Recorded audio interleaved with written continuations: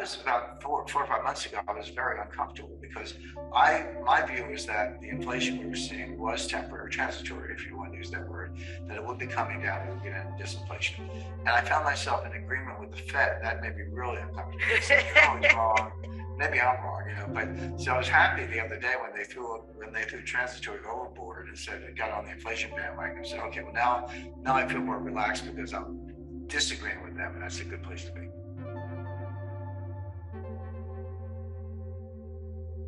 Well, what was going on in 2020?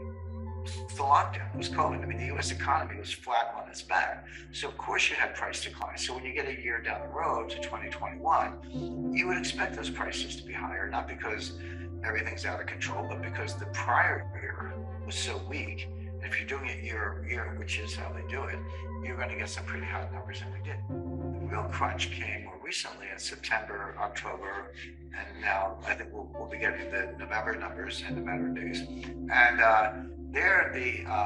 the third quarter, 2020 third quarter, was one of the strongest quarters. We had a steep drop, and then we had the bounce back in the third quarter, one of the strongest quarters in U.S. economic history.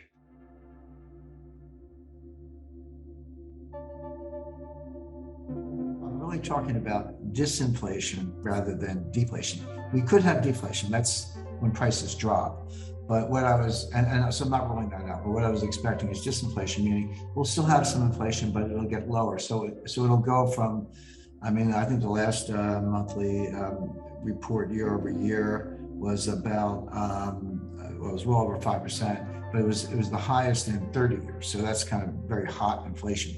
But I would see that trending down in the coming months to, 4%, 3%, kind of get back down to that, good old 1.6% where we were stuck for years during the period from 2009 to 2019. So you still have a little bit of inflation, but it's disinflation in the sense that the rate of inflation is lower than it was before. So inflation coming down. One of the best guys investing and financial analysis I've ever found is that the Fed, because they're always wrong, whatever they do, if you do the opposite or assume the opposite, you'll be it's a good starting place for your analysis. You got to do a little more work than that, but it's a good starting place. So I was about 4 or 5 months ago, I was very uncomfortable because my view is that the inflation we were seeing was temporary, transitory, if you want to use that word, that it would be coming down, we would get into disinflation. And I found myself in agreement with the Fed, and that made me really uncomfortable. They're always wrong. Maybe I'm wrong, but so I was happy the other day when they threw transitory overboard and said it got on the inflation bandwagon. I said, okay, well now I feel more relaxed because I'm disagreeing with them, and that's a good place to be. Let's bear in mind, we just went through Jay Powell's reappointment announcement, and he's going to have a Senate confirmation hearing, and there's a political aspect to this. So he didn't want to be on the wrong side of that politically, whether I'm not saying there was some, behind the scenes deal with the White House. It's not possible, but we don't have to assume that. I think it was just Jay Powell, the Washington politician, as much as the central banker saying, okay, I'm getting beaten up over this. Let's just take that off the table. A stronger inflation that we saw in March, April, May, June, and basically through most of the summer. A lot of that were what are called base effects, meaning, so how do we actually report inflation in the United States? Well, we do it on a monthly basis. But it's year over year annualized. So take the month of May or the month of June, the month of July 2021, compare it to May, June, July 2020, and take that year over year increase and then annualize it kind of, times 12 if you want, and a little more to it than that. And that's your inflation rate. Well, what was going on in 2020? The lockdown, it was COVID. The U.S. economy was flat on its back. So of course you had price declines. So when you get a year down the road to 2021, you would expect those prices to be higher, not because everything's out of control, but because the prior year was so weak. And if you're doing it year over year, which is how they do it, you're going to get some pretty hot numbers, and we did. The real crunch came more recently in September, October, and now I think we'll be getting the November numbers in a matter of days. And the third quarter, 2020 third quarter, was one of the strongest quarters. We had a steep drop, and then we had the bounce back in the third quarter, one of the strongest quarters in U.S. economic history. So the base effect went away. Now you really are looking at something that's maybe a more legitimate comparison, and it was still a little hot. So then you're like, well, okay, is that COVID? Is that supply chain? Because supply chain was not as big a factor. Maybe the supply chain was breaking down a year ago, but nobody was buying anything because nobody went outside. Now all of a sudden the shoppers are back, and we're finding bare shelves again. You know, it's not just the paper goods aisle at Costco. It's one of our big box stores. It's everything. You know, and sad to say, liquor stores don't have all your favorite wine. We're seeing supply chain effects, and that would tend to make prices go up because we have a lot of money in the economy and shortage of supply. People are going to bid up prices, and then there's labor shortage, et cetera.